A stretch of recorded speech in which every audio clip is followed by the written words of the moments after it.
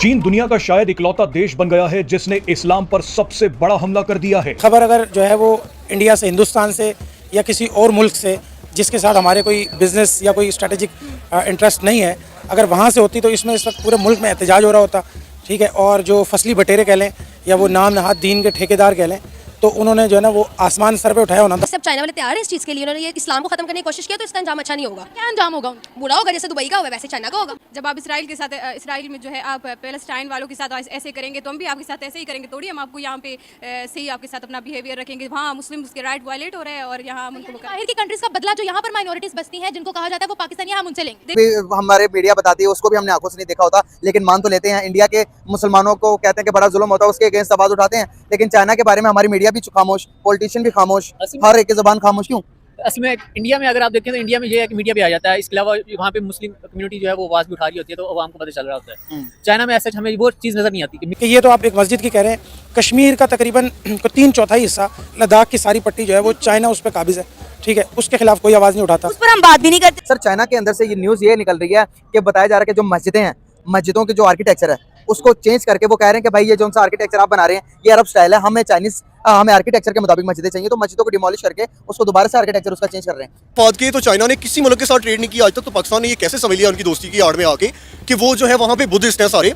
अगर हम Islamic way point of view से भी बात करें तो वो सारे बुद्धिस्ट हैं। और जब पाकिस्तानी कौम या मुसलमान बड़े सगीर में इतने साल इकट्ठे रह के हिंदुओं के साथ इनकी चीज़ें मैच नहीं हो सकी, एक दूसरे को समझ नहीं सके। जय हिंद दोस्तों। चाइना में अक्सर मस्जिदों को तोड़े जाने की खबर आती है, लेकिन पाकिस्तान की मीडिया इससे कोई फर्क नहीं पड़ता, क्योंकि उन्हें पता है चाइना के खिलाफ कुछ भी बोला तो पाकिस्तान की हालात बद से बदतर होते जाएंगे। अभी हाल ही में चाइना में एक और मस्जिद गिराई गई है, जिसके बाद से पाकिस्तान की पब्लिक तो आवाज उठा रही, लेकिन पाकिस्तान की मीडिया बिल्कुल आवाज नहीं उठा रही। उन्होंने मुझे मामले को दबा दिया है। अगर ऐसा ही कुछ भारत में हुआ होता तो पाकिस्तान की मीडिया ने रो रो के अपना मीडिया में हड़कंप मचा देना था, पर यह काम तो चाइना ने किया और चाइना आगे भी ऐसा ही करता आएगा। लेकिन पाकिस्तान की मीडिया में दम नहीं कि चाइना के अगेंस्ट कुछ बोल सके। बिजनेस या कोई स्ट्रेटेजिक इंटरेस्ट नहीं है, अगर वहाँ से होती तो इसमें इस वक्त पूरे मुल्क में एहतजाज हो रहा होता, ठीक है। और जो फसली बटेरे कह लें या वो नाम नहाद दीन के ठेकेदार कह लें, तो उन्होंने जो है ना वो आसमान सर पे उठाया होना था कि जी देखें जी ये यहाँ पर ये हो गया और मस्जिद की तौहीन हो गई।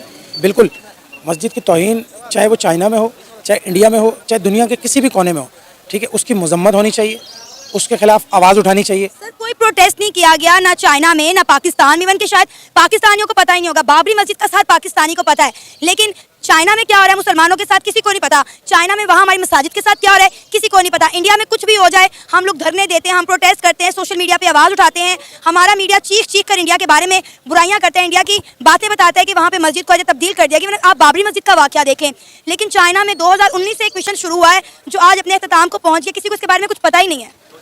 उसकी बेसिक वजह यह है कि आम इंसान, जो आम लोग हैं, उनको दीन की समझ ही नहीं है। और हमारे जो नाम नहाद ठेकेदार हैं, जो हमारे ये मुल्ला हैं, जो इस्लाम के हवाले से ताकतवर लोग हैं, ये उसी बात पे एहतजाज करते हैं जिस पर हमारे मुल्क के जो ताकतवर लोग या हुक्मरान हैं वो इस पर इनको लगाते हैं और ये एहतजाज करते हैं उनकी मर्ज़ी के खिलाफ, क्योंकि चाइना में हमारा बिजनेस इंटरेस्ट है, ठीक है। चाइना में देखें आपके हमारा ज़ीरो सुई से लेके और जो है ना जहाज़ तक हम अपना तो कुछ बना नहीं सकते, तो वो चाइना हमारी मदद करता है। जैसे कि अभी पिछले दिनों आपको पता है वो चांद पे चाइना गया था, तो उसमें छोटा सा हमारा भी कोई वो क्यूब लेके चले गए, यानी कि हम उस पर रेंट पे चले गए।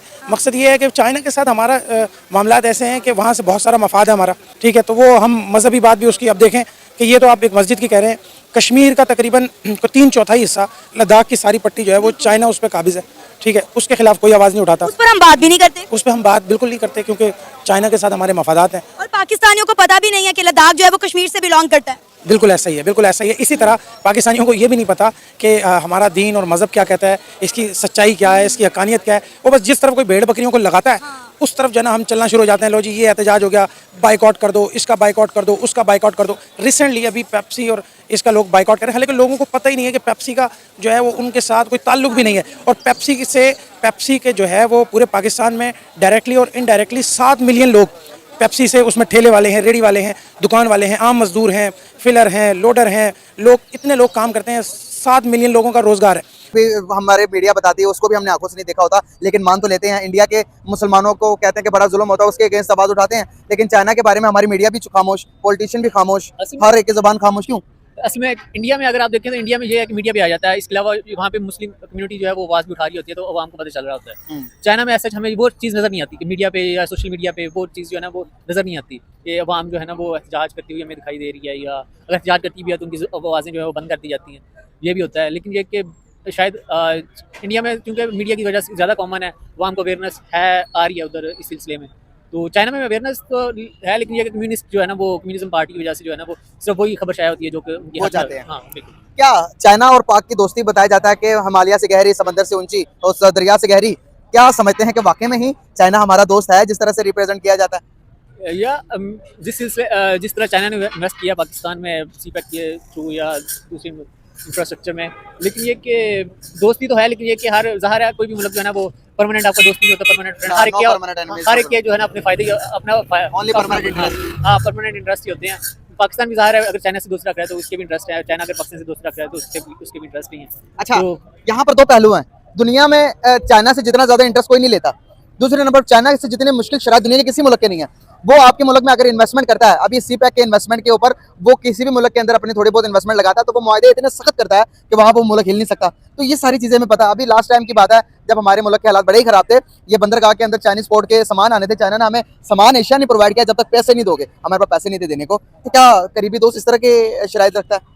देखें ये तो पाकिस्तान को भी अपने आप पे गौर करना चाहिए, जिस तरह कंडीशंस ये बना रहे होते हैं कि आया कि ये हमारे हाथ में है या नहीं, आया कि फ्यूचर में हम इस पर पूरा उतर सकते हैं कि नहीं।